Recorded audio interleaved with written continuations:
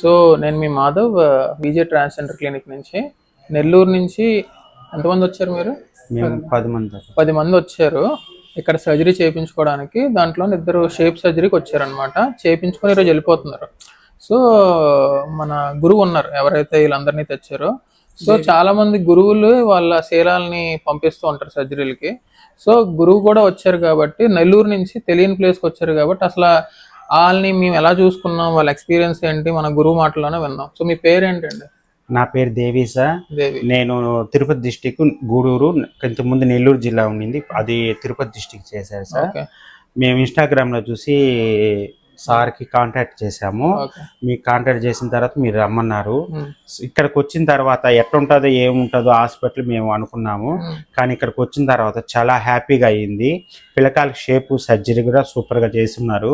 మీకు మేము ఇక్కడికి కంటిన్యూ అనుకున్నాము, కానీ రూమ్స్ కానీ సారు రిసీవ్లు కానీ అంతా చాలా బాగా నచ్చింది నాకు.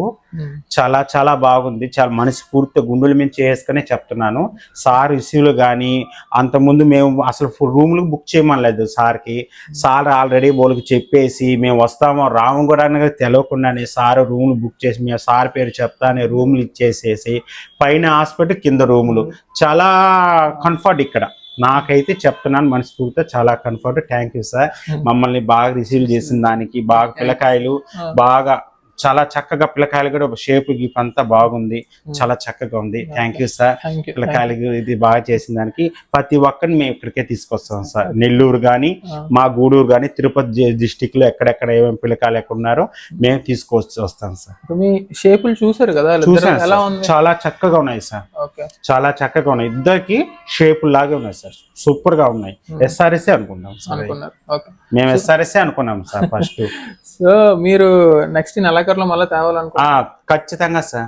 2 దార్కిన్లు, ఒక ఏమంటే 2 ఎస్ఆర్ఎస్ అసలు. సో విన్నారు కదా మన దేవి గారి మాటల్లోనే ఎలాగ ఉంది వాళ్ళ ఎక్స్పీరియన్స్ అని.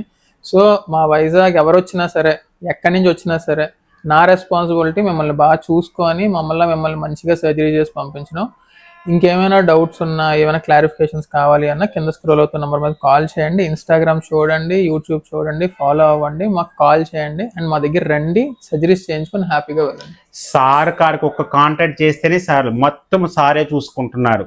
ఇంకా మనకి ఇక్కడ ఏదైనా రూమ్లు దొరుకుతాయి, ఇది పట్లేదు, అది అక్కడ ఏం దొరుకుతుందో ఏం దానికి ఇబ్బంది పడాల్సిన అవసరం లేదు. హాస్పిటల్ స్టాఫ్ కూడా బాగా చూసుకుంటున్నారు, సార్ కూడా బాగానే చూసుకుంటున్నారు. వాళ్ళు సొంత మనుషుల్లాగే చూసుకుంటున్నారమ్మా.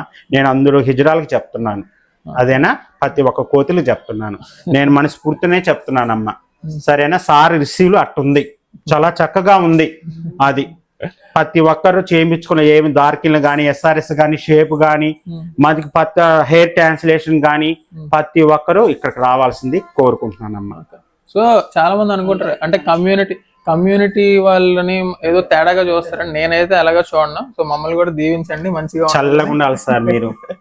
మీరు ఇంకా పెద్ద హాస్పిటల్ కట్టి మీరు ఇంకా ఇది అభివృద్ధి కావాలని మనస్ఫూర్తిగా. ఏ డాక్టర్లు చేయలేదమ్మా, ఈ సార్ చేశాడు, మాధవ్ సార్ చేశాడు.